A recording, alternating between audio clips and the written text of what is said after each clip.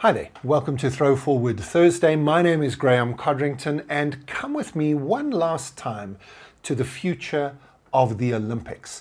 We spoke 2 weeks ago about bionic and robotic assisted Olympics, and last week we talked about climate change and extreme weather affected Olympics.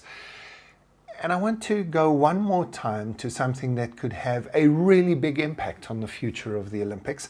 And this one, I warn you, is a little bit controversial because it's a culture war issue. By culture war, we mean the divide between conservatives and progressives in nations, in religions, in organizations. And one of the big divides and conversation points at the moment is the issue of gender. We've considered human beings to have male and female throughout history. Those have been the two big categories of gender. We've always known that those two categories were just generalizations. There are people who have been called intersex in between. And here I don't want to get too technical, but gender, when I use that word, is really a social construct related to your role in society and the clothes you wear and how you do your hair and how you look. I'm probably talking about sexual identity, the biology. And even at the biology level, it isn't just male and female. There are some people who are intersex. They have both genitalia, sets of genitalia. When you look at a genetic level, it's even more complicated to work out where the dividing lines might be. And I think for most scientists, although this is controversial and the conservatives might disagree, scientists are beginning to say, no, there's just a spectrum of gender. And we've kind of put a line down the middle and said half male, half female, but it's more complicated than that. Now, back in the ancient Olympics, what they wanted to do with the Olympics was to find out who was the fastest, who was the strongest, who could run the furthest. And when you do that in an open field, when anybody's allowed to enter, almost always men dominate. And the alpha, most testosterone-filled men. If an average man and an average woman have a wrestling match, the man will win. He's stronger. If the average man and average woman run against each other, the man will run faster.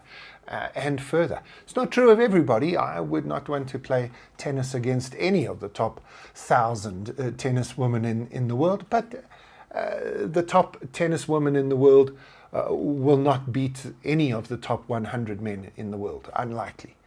And that's just genetics and physical makeup. So one of the things we can do with the Olympics is we can say it's men only. And the alpha man, testosterone-filled men only, which is exactly what the Greeks did originally. And when the Olympics were reconstituted again a century or so ago, that's what happened. But then you begin to say, but what about women? And so women were gradually included in the Olympics. Not immediately, and it took a long time. In fact, women were not allowed to run the marathon kind of until the 1970s. Right? This is ridiculous when you actually look at the history of this, and if you're a younger person, you probably don't know this.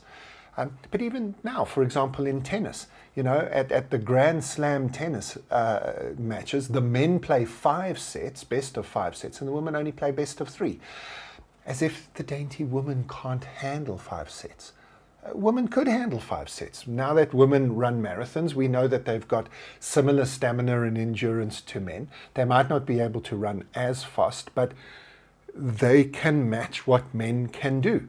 And so even now, even today, we are still dealing with the fact that there's a lot of people who say, well, women can't do as much as men. But in order to be fair to them, we created this category called women.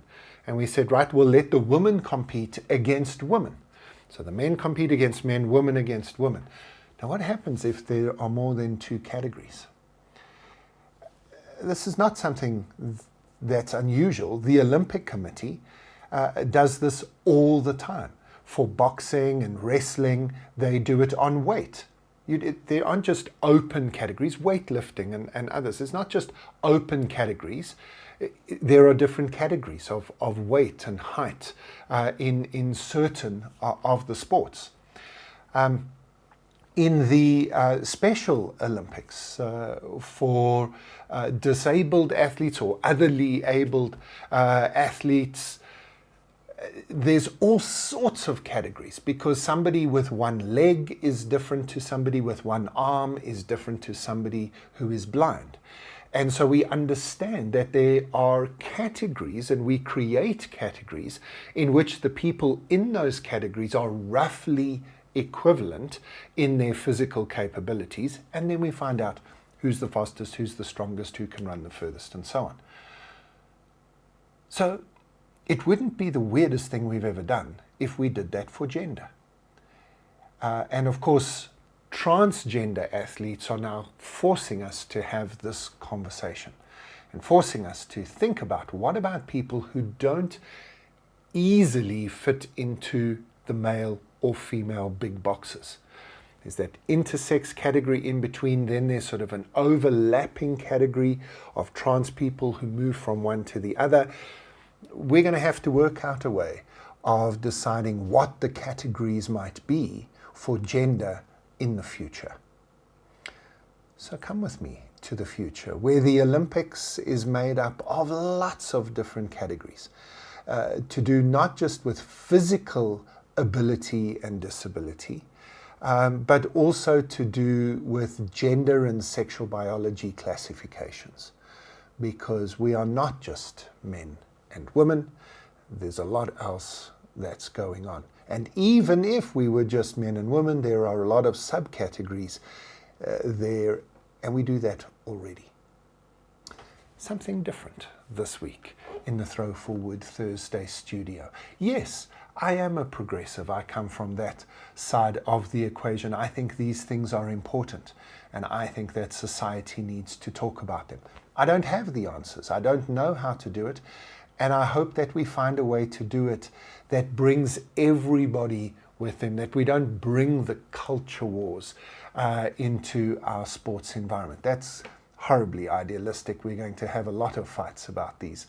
But hopefully we can get to a time in the future where we are beyond the fights, dealing with the science and enjoying the competition of human beings trying to work out who's the best amongst us. The future. It's always a fascinating place, even if sometimes it's a little bit uncomfortable, possibly even scary.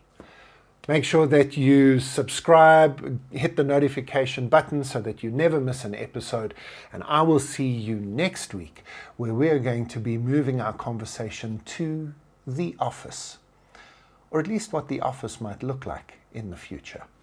I'll see you next week in the future.